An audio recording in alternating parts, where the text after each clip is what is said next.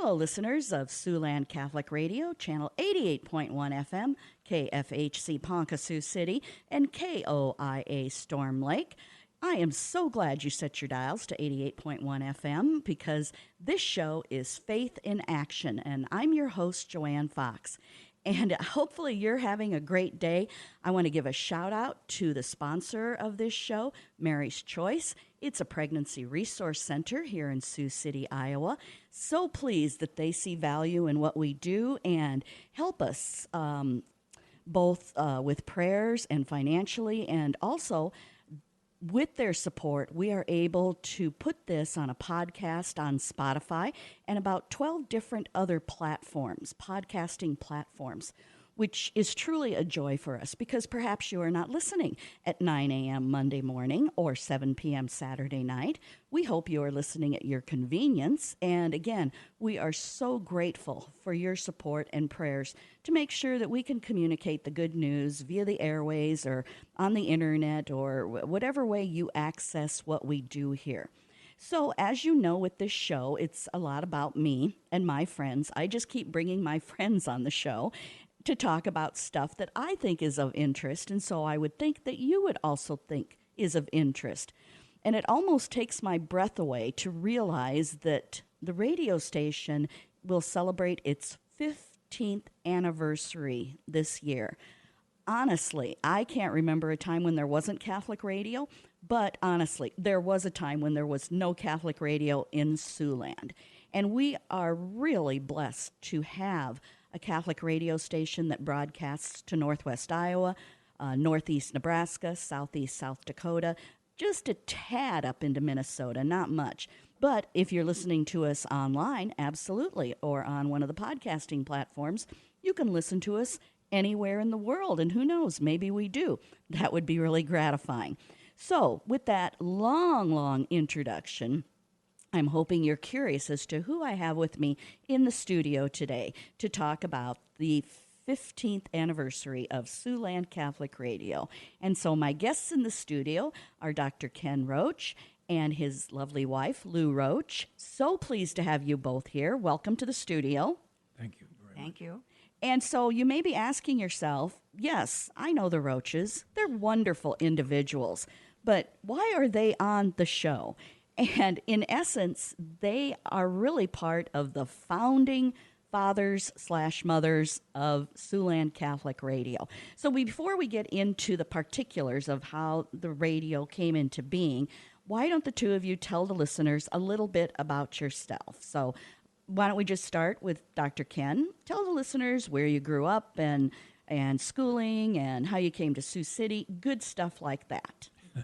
Well, I'm a farm boy, and I grew up at Rock Rapids, which is 70 miles north of here, and eventually wound up at Iowa State and got a degree in veterinary medicine, and always came to Sioux City as a 4-H'er and showed cattle down here at the stockyards. There was a large show and sale, and that brought me to Sioux City, and this was the big city for me.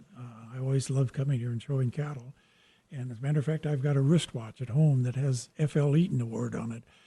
He was president of the stockyards. I showed cattle so many times here, I got a wristwatch for coming. So I've always loved Sioux City. It's a great place, and it's been a great place for us to live and raise a family. It really has.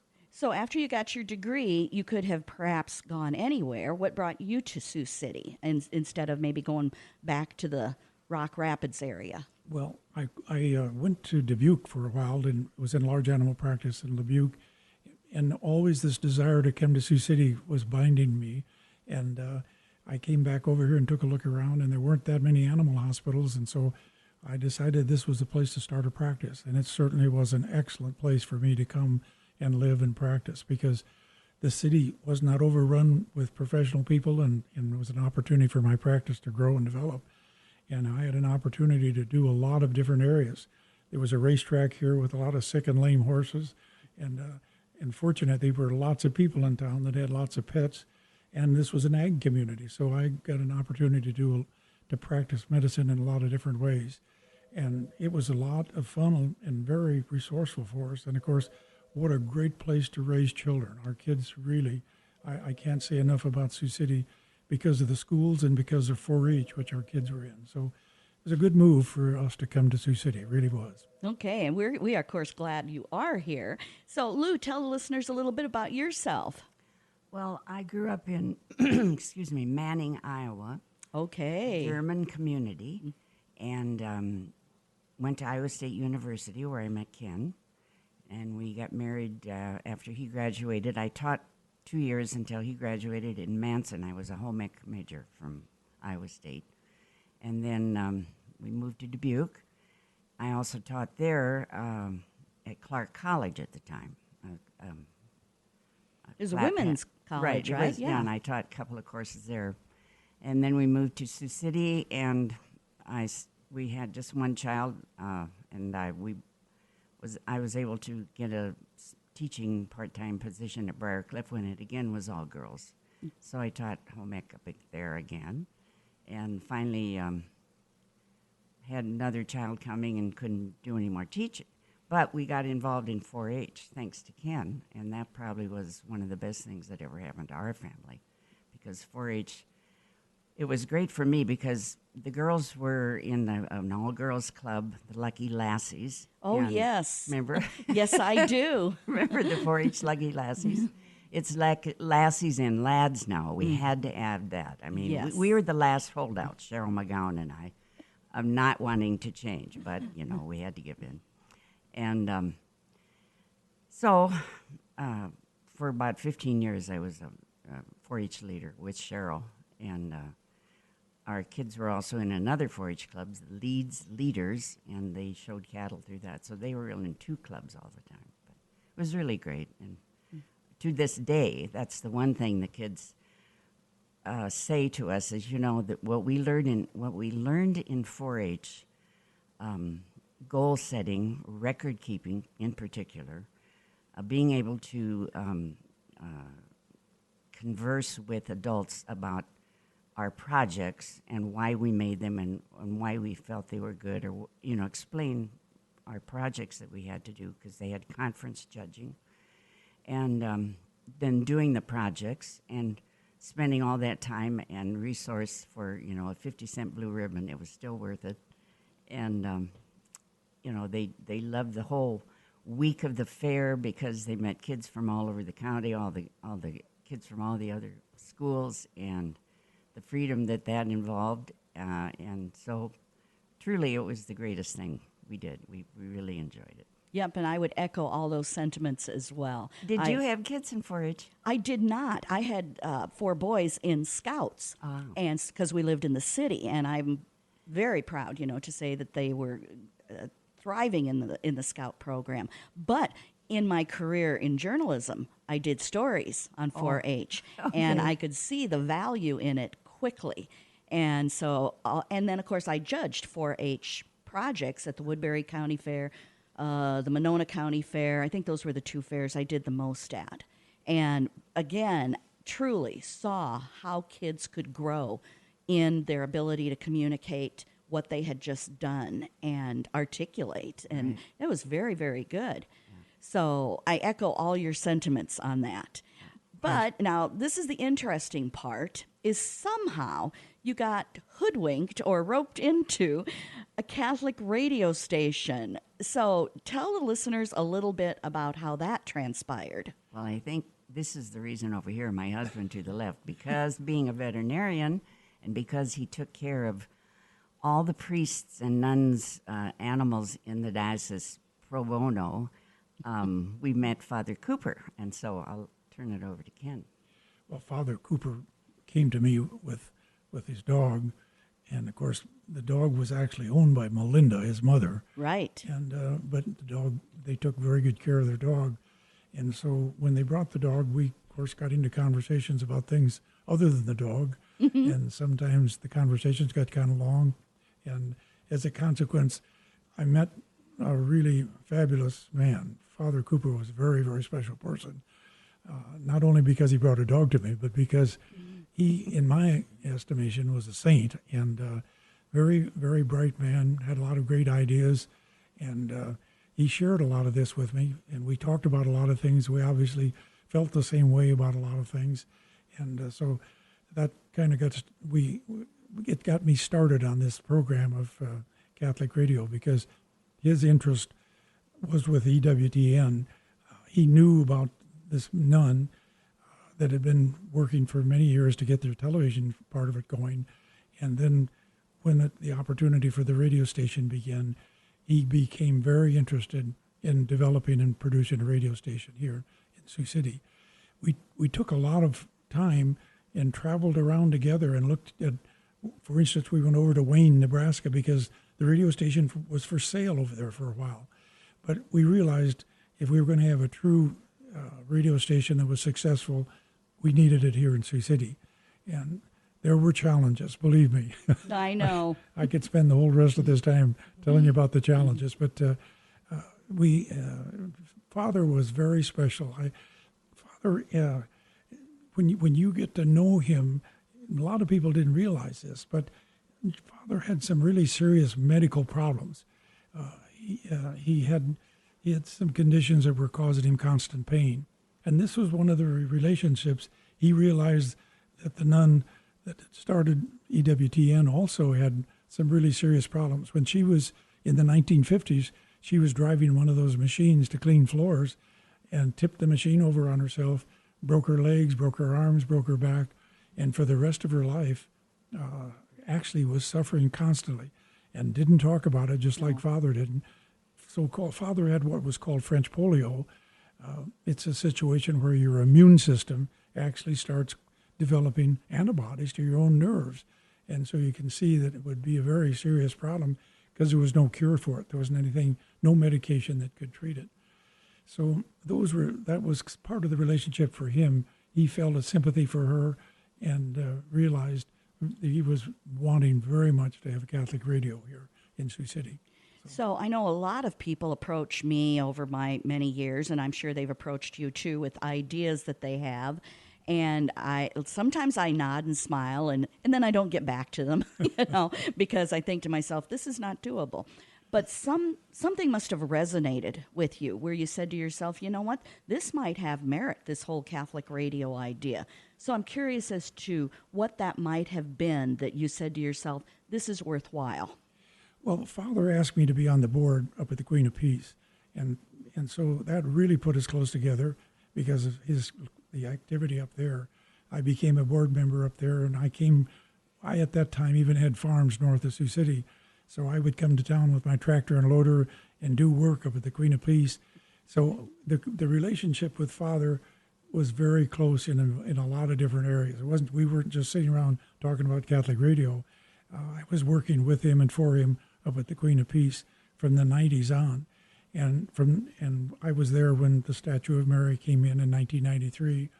And my tractor and loader moved a lot of those big boulders around and moved a lot of dirt.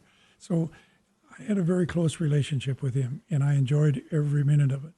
And a lot of people don't realize this, but Father and his mother actually lived in a house on an acreage in Sioux City that Lou and I owned for many years. They lived. So we were very, very close with Father. We had great respect for him, his mother, and his dog. Of course. So it was a great experience.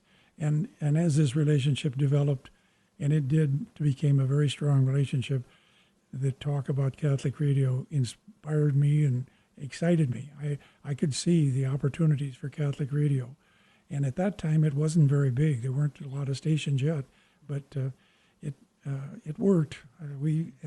But I'm just trying to tell you how this relationship, it was a multifaceted relationship. It wasn't just about Catholic radio. Okay. And the other thing, too, is whatever Father Cooper asked us to do, we did, no matter what.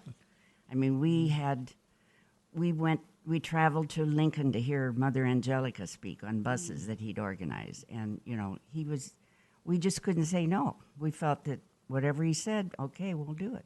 And so we did. So I know, Ken, you're probably telling Lou about, this Catholic radio idea.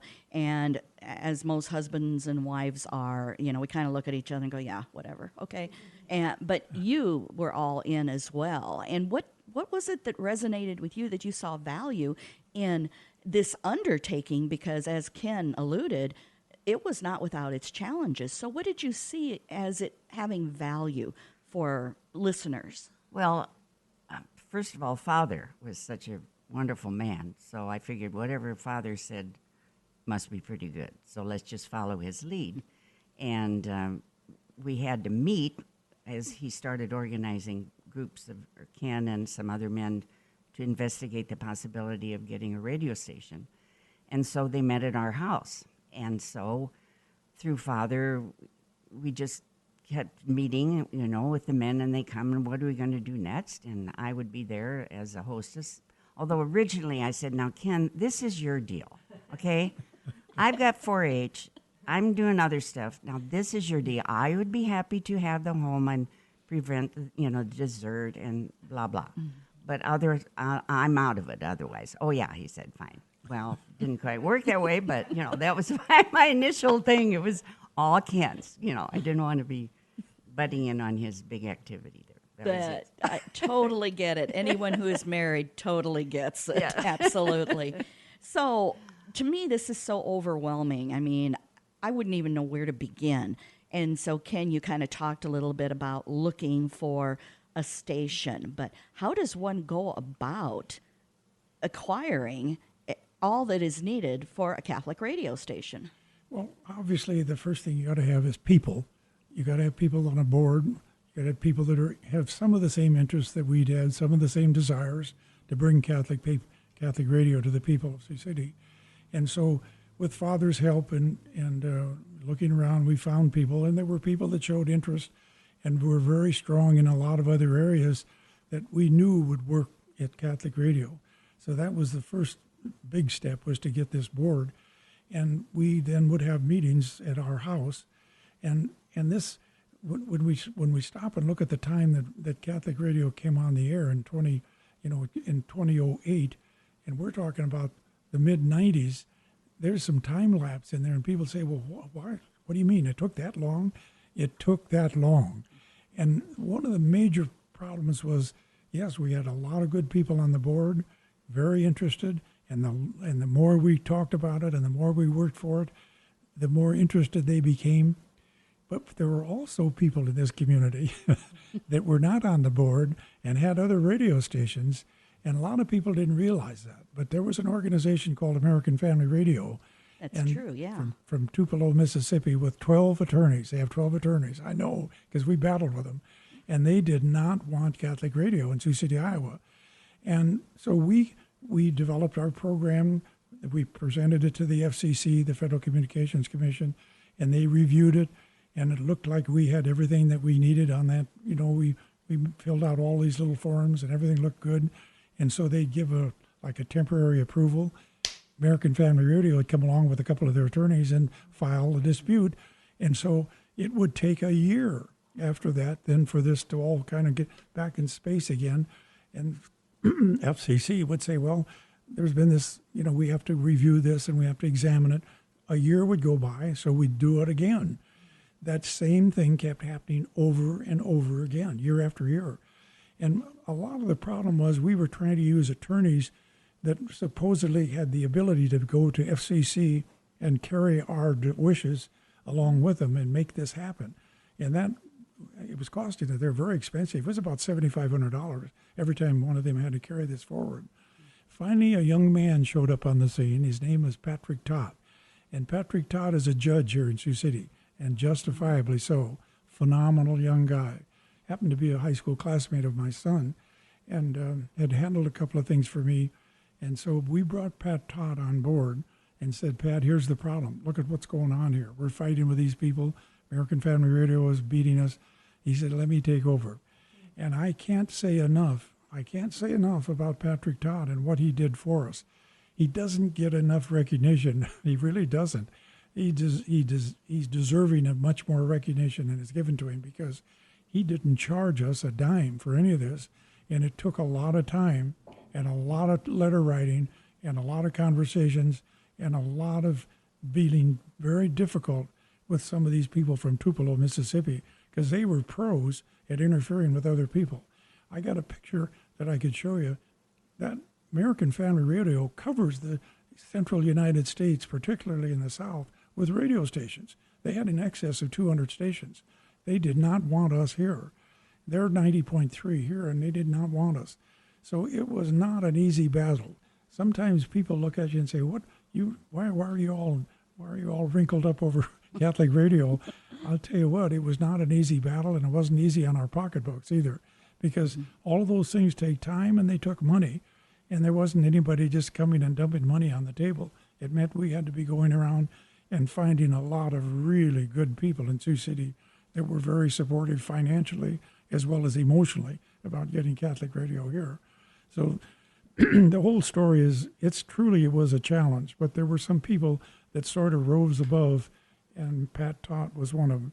Like I said, he's now a judge, and he's very deserving of that position. Very, very excellent work in legally creating the opportunity for the FCC to finally understand, hey, we're legitimate. We belong. We need this radio station here.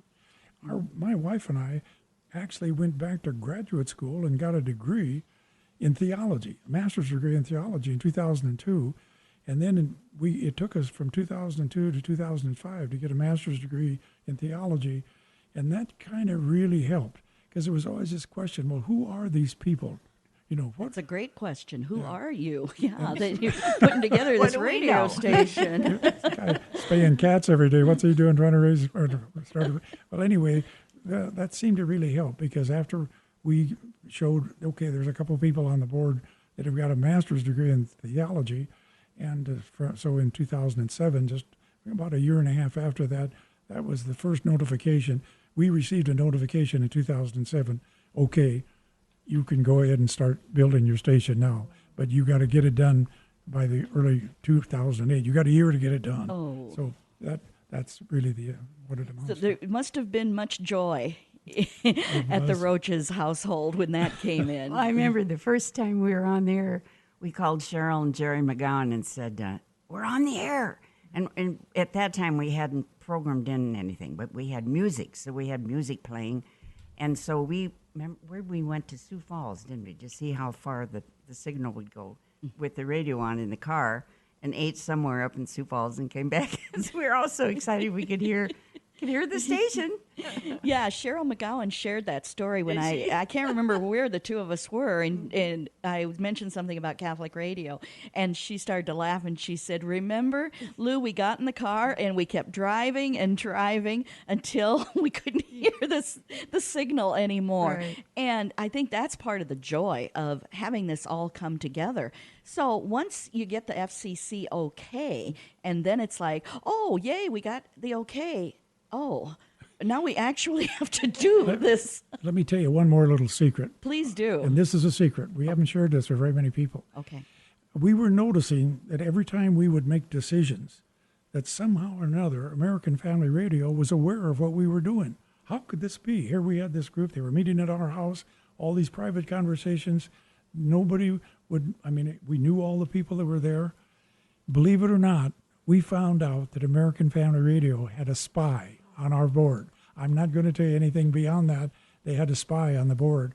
And we kind of promised that we wouldn't tell anybody this, but I'm telling it anyway. And I'm not naming any names or anything. Sure. But that was a real stumbling block for us, because they knew exactly what we were doing, when we were doing it, who we were using. But once we got Pat Todd involved, it didn't make any difference anymore because he was able to challenge those people at a level that we hadn't been able to achieve prior to that. So, I'm so glad you gave a shout out to Pat Todd, because I know he was pivotal, and that's so important, in the going forth of all of this. Yeah. And we could spend maybe 5 or 6 minutes. I could just drop names, and then you could nod your head or shake your head. But we really want to get more in as to who the spy was. But one of the things you did have to do, as the FCC asks, is you have to give them the board of directors and who the president is and stuff like that. So, Ken, were you like president of the board, or did you have someone else be in that position? Well, we had... my position was principally trying to get this Catholic radio on the air. I think I was a board member. Okay. We had other people that were officers on the board. And we had some very, very capable people and very generous people on that board. There were people writing checks. It cost a lot of money to put a radio station on the air. Our first estimate, when we talked about this, our first estimate was probably about $350,000 should handle it. So when we ordered all of these parts and things that had to come in, we just went ahead and ordered and figured, well, we can handle that.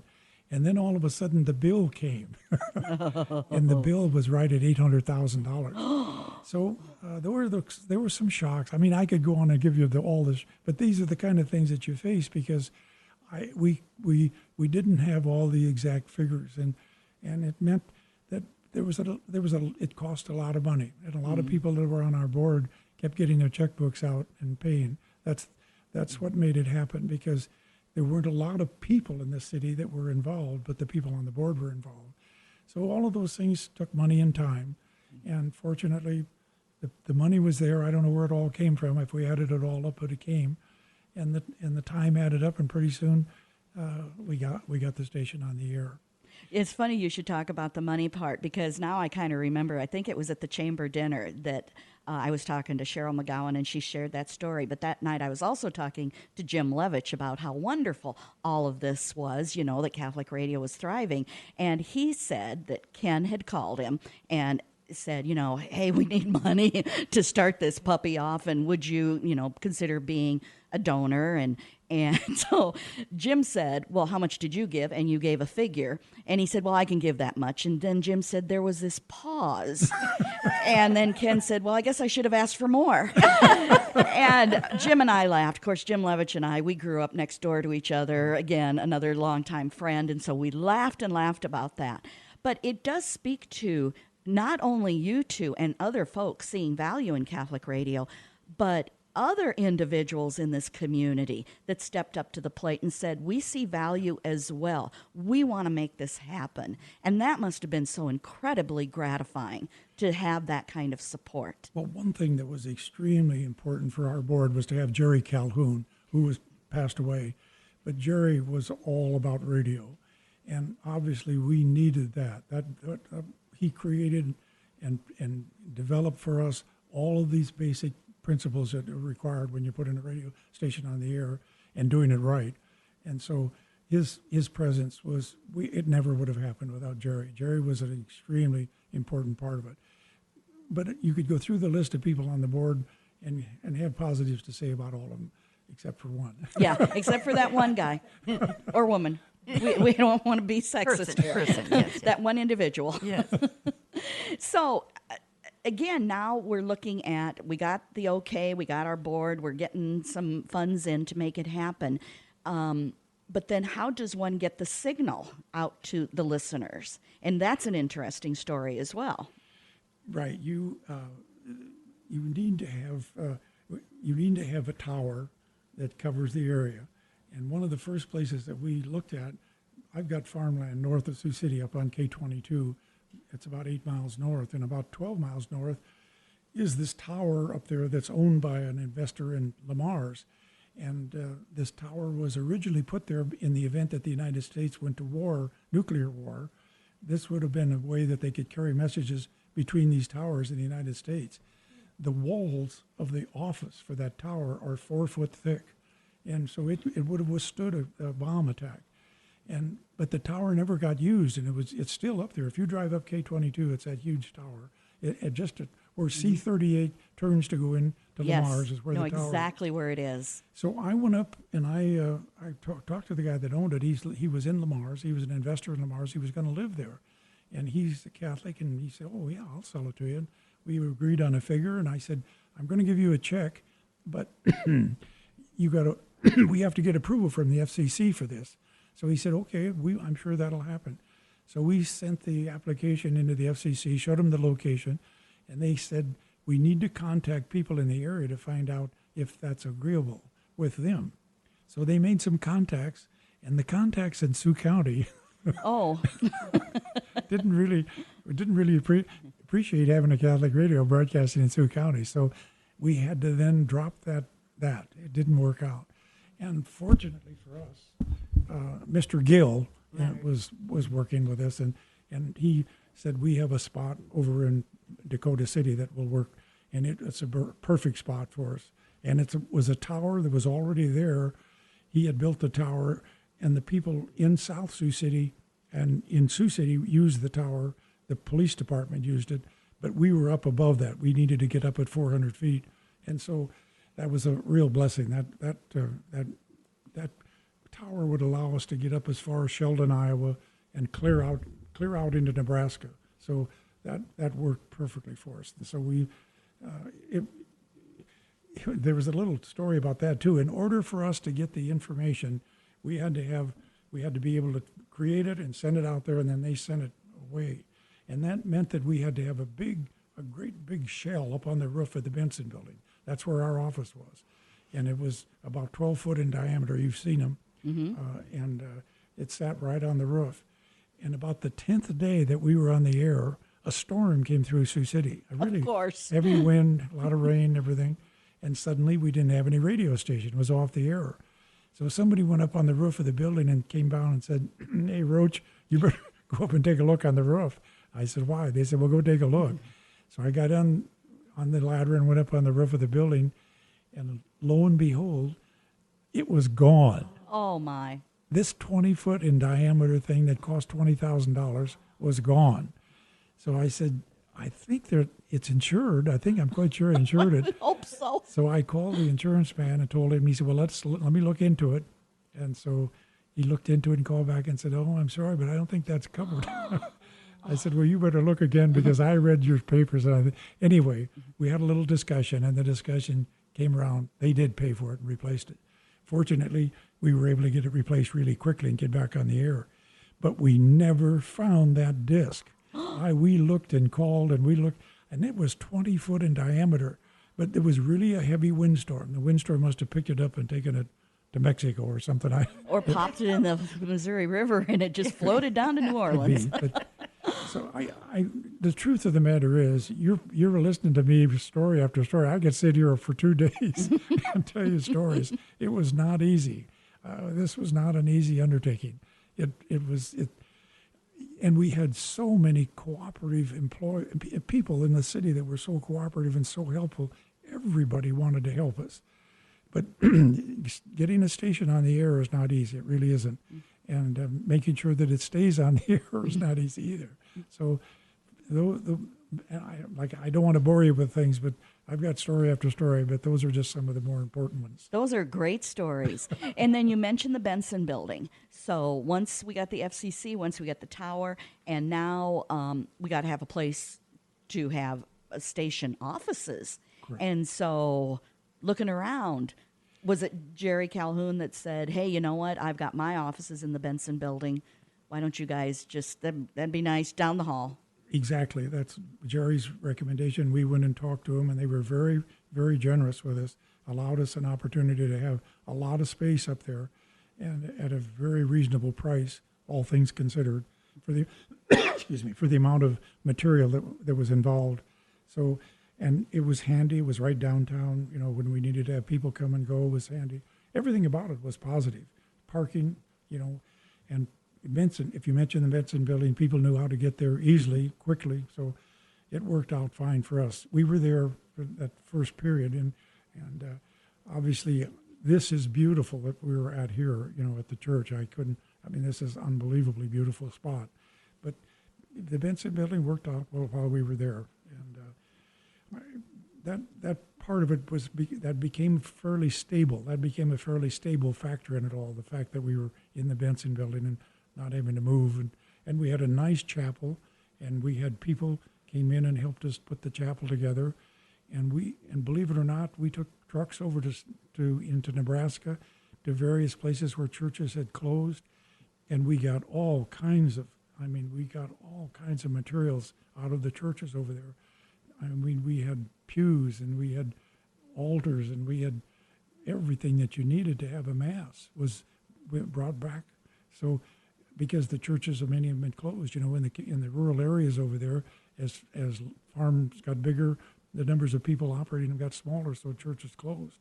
And so we were able to get a lot of equipment that we had a nice chapel. It was really a very nice chapel up there, and it was because they provided they gave them to us. Glad to have a place for them to be used. And let's mention Jerry Calhoun again, because obviously, it's pretty exciting to do all the paperwork, and we got the tower with, thank you, Leonard Gill, rest in peace.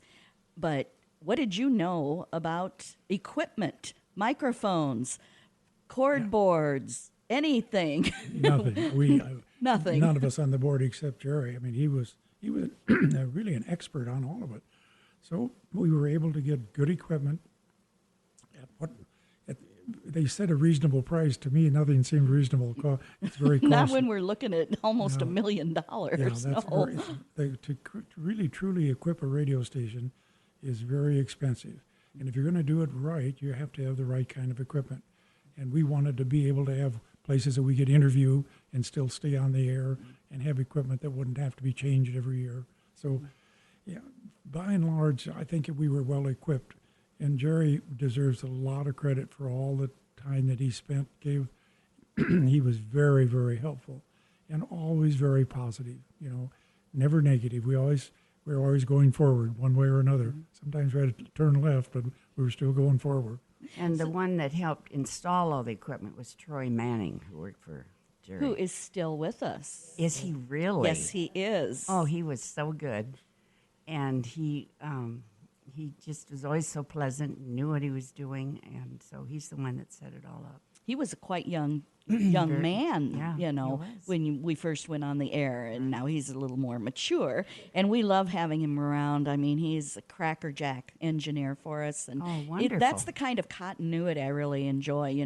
Both of you are still invested with us, and Troy Manning's still invested with us, and sadly, we don't have Jerry Calhoun anymore, we don't have Leonard Gill anymore, but we have all these other supporters as well, and Ken had these wonderful stories. Lou, where were you during all of this? Just still making coffee and and desserts for the meetings? My desserts had to be carried down to the Benson building because that's where we had our board meetings. And it was always fun because I like to cook, and everybody was very kind in their eating the desserts, Mm-hmm. And so I kind of was the daily worker. I ran the various things that had to be done daily at a station that they showed me how to do, and stayed there, and Ken and I were there every day, and we didn't take a salary, so it's called low overhead. Right, very low. Very low overhead. And so I helped write spots and interviewed people, and I was the listener for 3 years. I listened to the radio all the time. Somebody has to do that. I think that's the problem. If you don't have somebody constantly listening, you don't know if the ads are butting into the program, or wait a minute, we just played that ad and now we're playing it again. We got to move this around a little bit. It was just tweaking all the time. And we had this guy, what was his name? Worked long distance with us for a while. That would set this stuff up, and I'd email him all the time and say, move this ad over here, or do this, or let's cut this out. That's too long. That's been playing. It was just constant tweaking. So that's what I did. And that's kind of an interesting aspect. We call that the traffic aspect of radio programming. But we needed a staff. I mean, we got the FCC license, we got the tower, we got investors, and now we're going to go on the air. And yes, there are radio stations that just do strictly an EWTN feed. And God bless them. That's great. I'm so pleased that they're doing something. But we wanted here at Siouxland Catholic Radio to do something a little more local. And so what went into determining how that was going to happen? How do you reach out to a staff for a brand new radio station? Hey, trust us. I think we're okay here. So Lou you said, you were doing some of that. Wow. So how did that play out? The getting ready to be on the air. One thing you got to remember, it's important to get a staff. There's no doubt about it. You got to have people that are qualified and want and willing to work. But there's another little factor that comes in here that we have to understand first. And my son lives in Connecticut, and I was talking with him about the possibility of starting Catholic radio in Connecticut. And let me tell you something about starting a radio station in the United States. When you get ready to take 88.1 or 88.4 or 88.7 in Connecticut, and this is he's just outside of New York City, and you want to be on that location, those spots are all sold. They're tied up tight. And when you go and say, boy, I got $100,000, could I buy that? They won't even talk to you. They won't even look at you. These are all multi-million-dollar spots. Catholic radio is it's really an interesting and very positive thing for the Catholic Church. But I'm telling you something, to start a radio station and get it on the air, let's just talk about money first. It takes a ton of money to get another location. Yeah, Sioux City is here, but if we get if we get into a metropolitan area where we should have as many Catholic radio stations as we possibly can have, it's a very costly. I mean, I can't even. My son has been on Wall Street for years and knows a lot of people out there, but the truth of the matter is, it's an extremely high-priced. If you're going to put a radio station close to that many people, you're going to spend a lot of money just to get that spot on the air. 88.1 in Greenwich, Connecticut is multi-million dollars. So we're looking at so many. It's a very complicated picture. And obviously getting good people and having good people on staff and and you're fortunate here. I'm so proud of the way this station is handled. These ladies are doing a beautiful job of operating this studio and making this station a success. They need a pat on the back, because I know it's not an easy job. And we're very fortunate Sioux City has got this beautiful station, and these people are doing a wonderful job of operating it. I'm proud. I've got it on all the time, listening carefully. So, Well, you say you wondered about the staff. The staff was me, basically. I knew it. I know, because I had to. I set up the programming, and I recall some of my friends. I called Cheryl out and I'd say, "Cheryl, listen to this. Do you like this gal?" "Yes, I think she's good." "Okay, what about this hour?" So sometimes we went with way EWT had it, and then one time I did change, much to my later finding out that was a bad deal. I changed Teresa Tomeo from the 8 o'clock to 11. My, did we get calls about that. So, one Death does threats. learn. Yeah. One learns. And so back she came to her, her ideal spot. But, we felt EWTN knows quite a bit more about who should be on than Ken and Lou and, Cheryl and Jerry and a few other people around here. So we'll go primarily with them, but we still set it up in the order that we wanted it. And, I programmed where the spots would go. And the guy that I worked with was Tim Hine. I don't know if you know him, but he was a man that helped adjust everything for us as far as the programming went. And how did you stumble across him? Well, we had another fellow that ideally we hired, and then he had to leave, and he recommended this fellow because he'd worked with him. And so we worked long distance with this guy all the time. He was just phenomenal. He's been back here since, and visited and so forth. But Tim was really the guy that he was so, he was so great about getting everything set up and change the programming and change the ads. But, I was the one that wrote the newsletters, figured out the ads, got the people in. If I heard somebody with a great voice, I'd call them up and say, "Hey, would you like to cut a spot for Catholic radio?" That was fun too. Well, and that's the thing is, if you want local aspects, you do need somebody to come in and tape a spot. Right. And then you can insert it on the air and all those other things that go along with it, the programming. How did the inclusion of like Archbishop Fulton Sheen come about, because that's just like a little half hour. But I'm thinking that was like from the get-go. Right. Well, that was available through EWTN. So we just said, hey, that's a good one. Let's put that in there too. So we did. So over the years now, as you've watched this evolve and evolve, what's brought you the greatest satisfaction as you watch the station grow and change over the years? Well, when I turn on that radio and listen to the quality of all of the, Catholic answers in the afternoon at 5 o'clock, how could anything be better than that for the church? Mm-hmm. Phenomenal. And throughout the day. All Dr. these, Ray. Yes. It's just a phenomenal production. It really is. From beginning to end, it's a phenomenal production. And it's so good for the church. And what I love about it is there's so much misinformation being distributed by everybody in the world about the Catholic Church. And here it is. Here's the truth about the Catholic Church, and turn on the radio and listen to it and get the answers right out of the radio station. I can't, it's just, it really makes me proud and happy that it's doing the job that it's doing.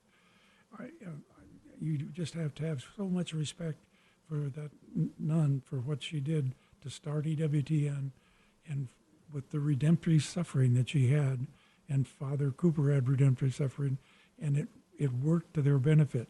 They both knew they had redemptive suffering, and they made it happen. It's a great organization, it really is.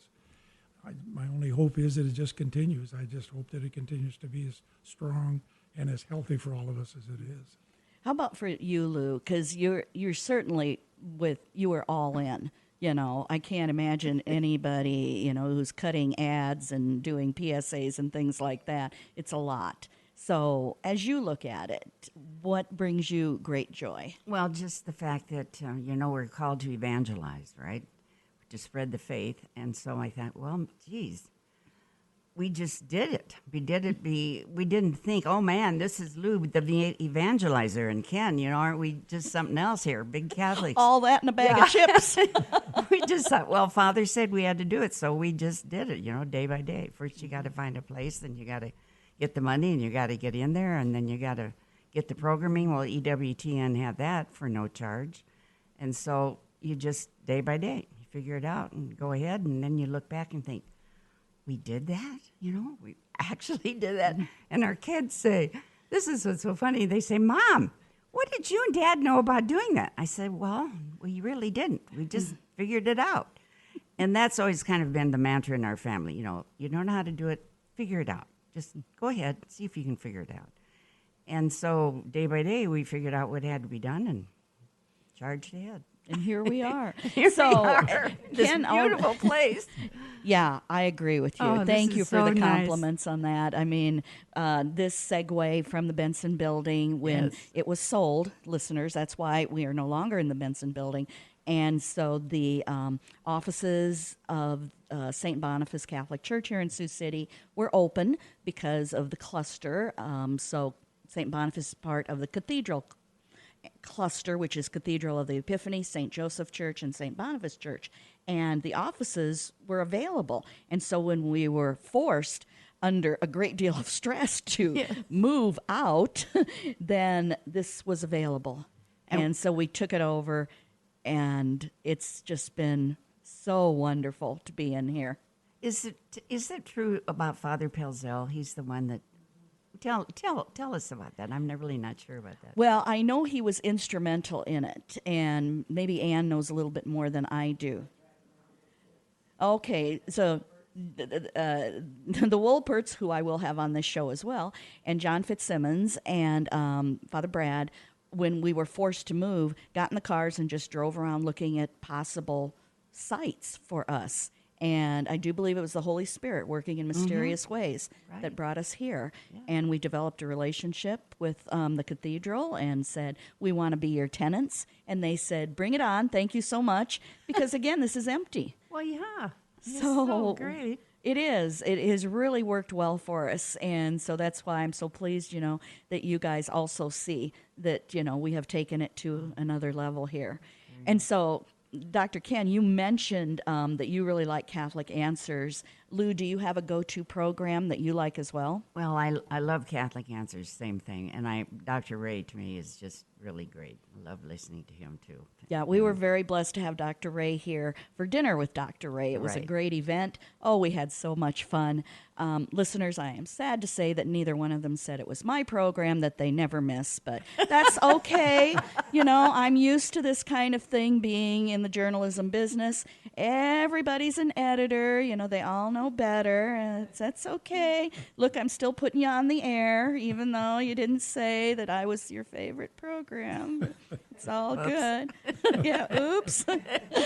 Anyway, listeners, as you know, that kind of wraps up our show for this segment. I am so pleased that the Roaches, Dr. Ken Roach and Lou Roach, came in and shared what great stories about the beginnings of Catholic radio in Sioux City, Iowa, Northeast Nebraska, Southeast South Dakota, and most of Northwest Iowa. And there's so many stories, so little time. Again, thank you both so much for coming in and sharing these stories. They are absolutely priceless. Thank you for Thank having you us. for Our having us. pleasure. And now they're going to listen to my show all the time, and it will become their favorite show. Absolutely. See how easy that was? So, listeners, as I said, I want to give a shout out again to Mary's Choice, who are so supportive of us. They're a pregnancy resource center here in Sioux City, and they allow us to be on a number of podcasting platforms, including Spotify. So if you're not listening to us when we typically air this show on the station and you're listening to us on another platform, please be supportive of Mary's Choice. We love all of them. And so, like I said, that wraps up another edition of Faith in Action. So on behalf of my executive producer, Ann Reed, and myself, I want to remind you that a faithful reaction is good, but faith in action is so much better. Thanks for listening, and God bless.